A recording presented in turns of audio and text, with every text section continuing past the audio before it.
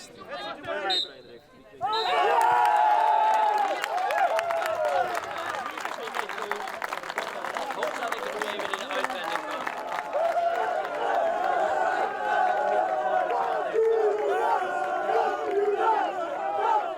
Het was een beetje een rare wedstrijd. Elke kans geen ring in het begin. Kom je 3-0 voor te staan na een kwartier en dat verwacht je gewoon niet. Je verwacht dat je tot de laatste minuut moet strijden en eigenlijk was het al een gespeelde wedstrijd in de rust. Dus maar ja, mij hoor je niet klagen.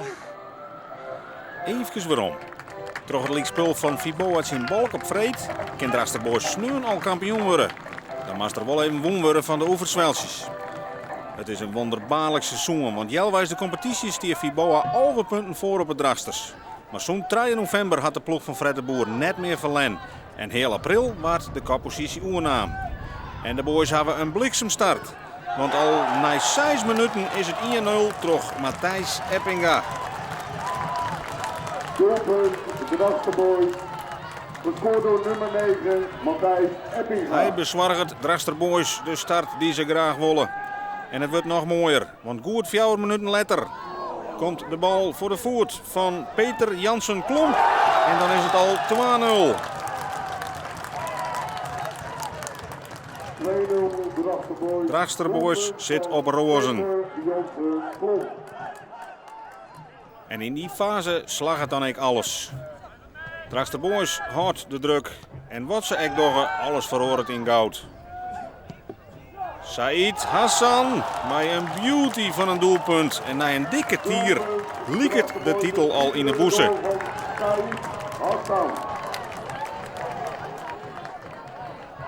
Maar het is nog net dien. En dit is het antwoord van de Overswelsjes. Het is de hensbal van Herman Rozema.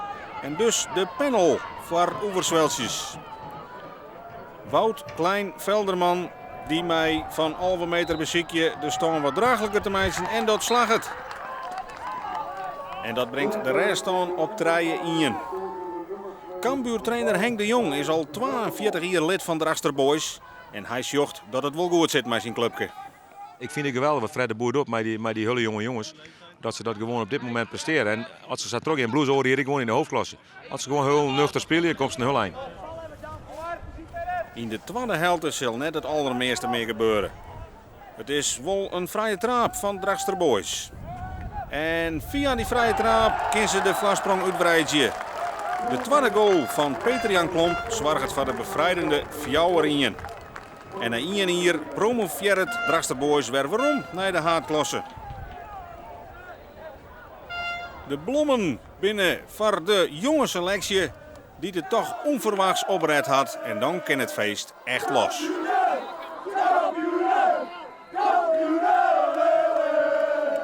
We hebben hem. Ja, maar zijn jong ploegje, hè? Ja, nou, enigszins verrassend. De doelstelling was in het begin eerste 5, periodetitel. Tweede seizoen zelfs aangepast, top 3. Nou ja, goed, we bleven winnen en de druk lag bij Fiboa. En ja, je zag het, Fiboa die kon er niet goed mee omgaan. En ja, dan ben je kampioen.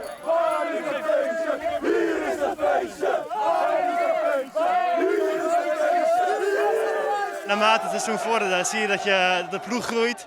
Dat er echt iets ging leven binnen de groep. En we hebben een hele diverse groep. En dat heeft Fred echt supergoed gedaan. En we zijn gewoon, ja, we hebben keihard gewerkt, keihard getraind. Keer op keer. En dat heeft zich uitbetaald.